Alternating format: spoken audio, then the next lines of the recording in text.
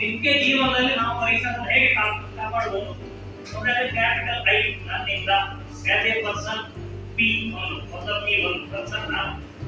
ಎರಡನೇದು ಪ್ರೊಫೆಷನ್, ನಾನು ಎಲ್ಲಿರ್ತೀನೋ ಅಲ್ಲಿ, ಸ್ಟೂಡೆಂಟ್, ಡೈರೆಕ್ಟರ್, ಪ್ರಧಾನಮಂತ್ರಿನೋ, HM ಅಥವಾ ಯಾರೇ ಬೇಕಾದ್ರೆ ನಾನು ಎಲ್ಲಿದ್ದೀನಿ ಅಂತ ಜಾಗದಲ್ಲಿ, ನನ್ನ ವೃತ್ತಿ ಕ್ಷೇತ್ರದಲ್ಲಿ. ಮೂರನೇದಾಗಿ ಸಾರ್ವಜನಿಕ. ಈ ಮೂರು ಕ್ಷೇತ್ರ ನಾವು ಜಾಗೃತಿ ಮೂಡಿಸಬೇಕಾಗ್ತದೆ.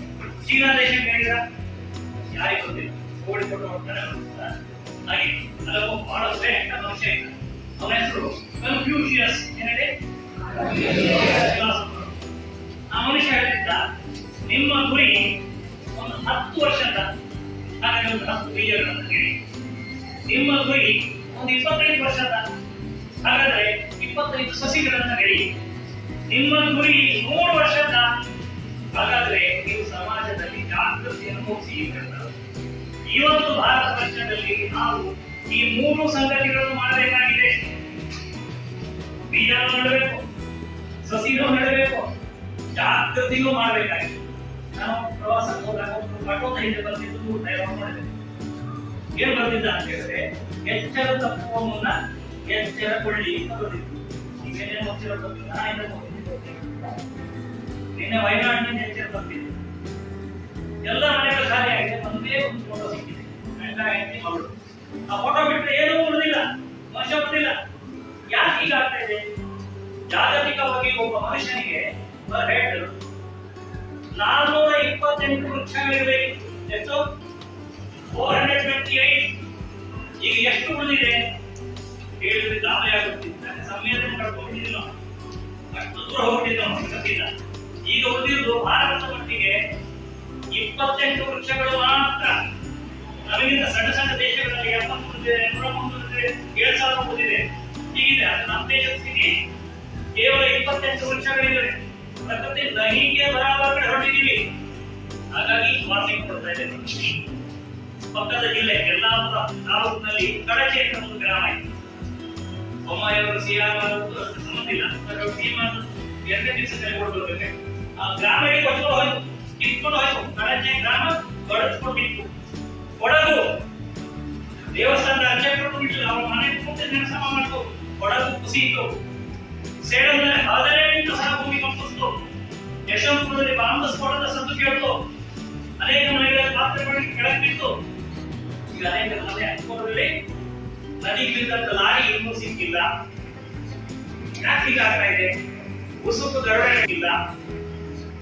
ಯಾಕೆ ಹೀಗಾಗ್ತಾ ಇದೆ? ಉಸುಕು ದರೋಡೆ ನಡೀತಾ ಇದೆ. ಮಣ್ಣು ಕಡಿತಾ ಇದ್ದಾರೆ, ನದಿಗಳನ್ನೇ ನುಂಗಿದ್ದಾರೆ, ಮರಗಳನ್ನು ಸತ್ಯ ನಾಶ ಮಾಡಿದ್ದಾರೆ. ನಮ್ಮ ಬಾಯಿಗೆ ಮಣ್ಣು ಬೀಳೋದಕ್ಕೆ ನಾವು ಏನ್ ಇಂಜಿನಿಯರ್ ಆಗ್ಬೋದು, ಪ್ರಧಾನಮಂತ್ರಿ ಆಗ್ಬೋದು, ಮನೆ ಬದುಕಬೇಕು, ಇದೇ ಭೂಮಿ ಮೇಲೆ ಬದುಕಬೇಕು. ನಾವು ಈ ಭೂಮಿ ಕುಡಿದ್ರೆ ನಾವು ಉಳಿಸುವಂತ ಜವಾಬ್ದಾರಿ ನೋಡಿ. ಒಬ್ಬ ಮನುಷ್ಯನ ಸರಾಸರಿ ಆಯುಷ್ಯ ಎಷ್ಟು? ವಯಸ್ಸು 60 ವರ್ಷ. ಈಗ ಎವರೇಜ್ ಮೊದಲ 108 ವರ್ಷದ ಬದುಕಿಗೆ ಹೇಳ್ತಿದ್ದೆ. 105 ಅವಸರ ಮಾಡಿ ಸ್ವಲ್ಪ ಬೆಳೀತಾರೆ, ಅವಸರ ಮಾಡ್ತೀವಿ. ಈಗ 60 ವರ್ಷದ ಮೇಲೆ ಬೋನಸ್ ಅಂತ ಪರಿಸ್ಥಿತಿ ಆಗ್ಬಿಟ್ಟಿದೆ. ಹೌದಿಲ್ಲ? ಯಾವ ಬೇಕಾದ್ರೆ ಗೊತ್ತಿಲ್ಲ. ನಮ್ಮ ಶಾಲೆಗೆ ಬಂದಿದ್ದೀವಿ ಅಂತ ನಮ್ಮ ಬಗ್ಗೆ ನೋಡೋದು ಗೊತ್ತಿಲ್ಲ. ಏನೋ ಗ್ಯಾರಂಟಿ ಇಲ್ಲ. ಯಾಕಾಗ್ತಾ ಇದೆ ಹೀಗೆ? ಇಷ್ಟು ಡ್ಯಾಮೇಜ್ ಮಾಡಬೇಕು. ಕೋವಿಡ್ ಸಮಯದಲ್ಲಿ ಕೂಡಿಟ್ಟಂತ ಹಣ, ಮತ್ತೊಮ್ಮೆ ಹೇಳ್ತೇನೆ, ಕೂಡಿಟ್ಟಂತ ಹಣ, ಸತ್ತು ಬಿದ್ದ ಹೆಣ ಮುಟ್ಲಿಕ್ಕೆ ಆಗಿಲ್ಲ. ಬೆಂಗಳೂರಿನಲ್ಲಿ ಸ್ಮಶಾನದಲ್ಲಿ 40 ಅಂಬುಲೆನ್ಸ್ಗಳು ಹೇಗೆ ನಿಂತಿವಿ. ಯಾವ ಹೆಣ ಇಟ್ಕೊಂಡು ನಾವು ಮುಟ್ಲಿಕ್ತಾ ಇಲ್ಲ. ಮನೆ ಮನುಷ್ಯದ್ದು ಅಪ್ಪನ ಹೆಣ ಮಗಳು ಮುಟ್ಟಿಕ್ತಾ ಇಲ್ಲ, ಗಂಡ ಹೆಂಡತಿ ಮುಟ್ಟಿಕ್ತಾ ಇಲ್ಲ, ಹೆಂಡತಿ ಗಂಡ ಮುಟ್ಟಿಕ್ತಾ ಇಲ್ಲ. ಸಂಬಂಧಕ್ಕೆ ಅರ್ಥವೇ ಇರುವುದಿಲ್ಲ. ಪ್ರಕೃತಿ ಮನುಷ್ಯನ ಆಸೆಯನ್ನು ಪೂರೈಸಬಲ್ಲದು, ದುರಾಸೆಯನ್ನಲ್ಲ ಅಂತ ಹಿಂದಿನ ಹೇಳೋದು.